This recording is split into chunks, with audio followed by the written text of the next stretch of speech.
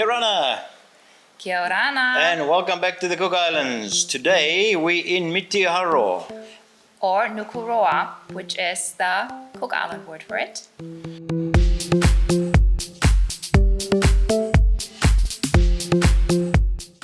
So, how did we get there? We got there from Mauke. Check out our other video about Mauke, which took us 20 minutes. Typically, you would fly from Rarotonga to Mitiaro, which takes about 50 minutes.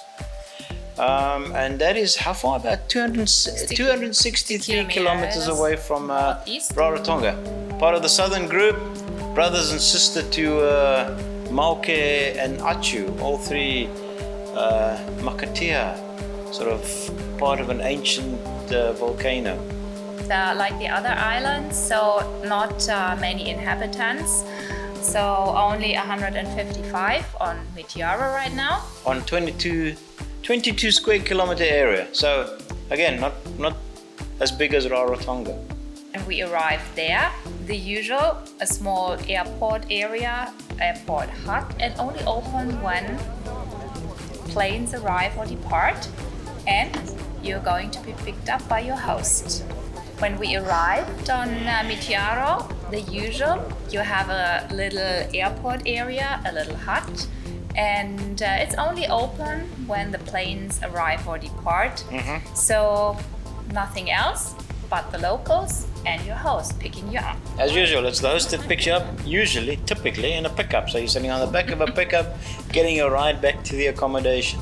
Yeah, actually your first impression of the island. It's not bad. Which is typical. So you get a bit of a view of the island, which has got some interesting landscape. More about that in a minute. The accommodation itself was very interesting, sort of located in town, close to the harbour. The town very neat, very clean, well maintained.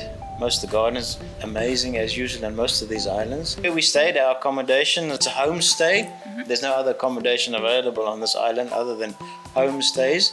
This particular one called, what was it, Vivian's Homestay?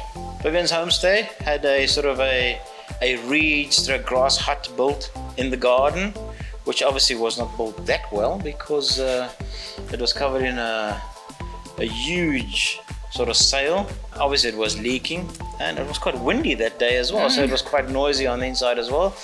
But I mean, typically when one goes out to the islands, you can expect some sort of rough living, we could call it. This wasn't rough, it was a bit dirty, so I wasn't too comfortable with it, I've got to say. Yeah, and I mean, our recommendation on that, clearly, first of all, give the people a call. So you only have the homestays as a choice, but different ones. And you can call them, make sure that their huts are in a good shape right now so that you don't need any kind of maintenance around. Because I mean, it's typical for an island, there's rough weather. So these types of homes, they don't last forever. So they have to rebuild or at least to maintain them. So no restaurants, no takeaways. Your host takes care of you for meals. Vivian, who's the wife or the partner of the guy that took care of us, was away at the time, so he arranged two youngsters to do the cooking for us. No. And they did a good job. They overfed us, as they typically do on these islands. And on one occasion, they got some crayfish out of the lagoon, which is apparently full of crayfish, more so than the other islands. They fed us so much crayfish, it's the first time ever we could not finish crayfish. There was so much of it. Amazing. So the food was good, and the host himself was a sort of a home brewer, sort of a bar on the weekends, I understood he had as well there, and he made banana beer. And I sampled this banana beer. I think it's worth the sample, but one evening's sampling is enough. That's crazy stuff there. Maybe a little bit about the town, which has got a couple of shops. Actually, one shop that we knew of, eh? Yeah, exactly. Only pink one. Yeah, the paw store, the pink shop. And so whatever you need or you would like to have on top of what your host is providing you with, like a non-locally brewed beer or whatever, muesli and all these things which you also have brought with, you can find there. So it's a pretty good store. But of course, as on every other island, if you're with the locals, you get to know the secrets about bits and pieces. So they also had a kind of hidden bakery doing some great donuts in the Orange House. But details about that you can read on our website. So no restaurants and pubs, as we said. Actually, there was a couple of bars, eh? Mm-hmm. There was one open air bar. Y bar. Oh, there you go, new Y bar. So we never got there. Every time we went in that direction, it was closed. Other than that, it's about the nature on Mitiaro. Mm-hmm. So we got a car from Patsy, our host. So all this is always organized by your host. It was a pickup though, eh? It was a pickup, yeah. Typical. So brought us all the days all around the island. And it's actually really great because the roads are, of course, a mixture of each and everything. Unpaved, and so you would need a kind of stable car. The good thing is you can park everywhere, you can go everywhere, you are all on your own, be it on the road, be it on the beaches. And the very special one on Mitiaro is the Makatea again, like on the other southern islands. But the cliffs are higher. So the first days we had a little bit of rain, actually rain. Oh, we had and a storm, what do you winds. mean? Yeah. It was really stormy on the one side. So the first experience we had just standing on the cliff, looking at the ocean, seeing the big waves coming towards us, and down on the bottom the beaches, which at that point in time we decided it's a bit too stormy to stay there. It was quite an atmosphere there, that absolutely. sort of landscape. Yeah. With those dark clouds and heavy Amazing. winds and big waves. And when it opened up a few days later and we had the sunny days, being there and being on the, again, lonesome beaches, nobody, absolutely nobody there. You have it all to yourself. And you have these white sand beaches with these kind of dipping pool areas towards the reef. Yeah, little and, coves.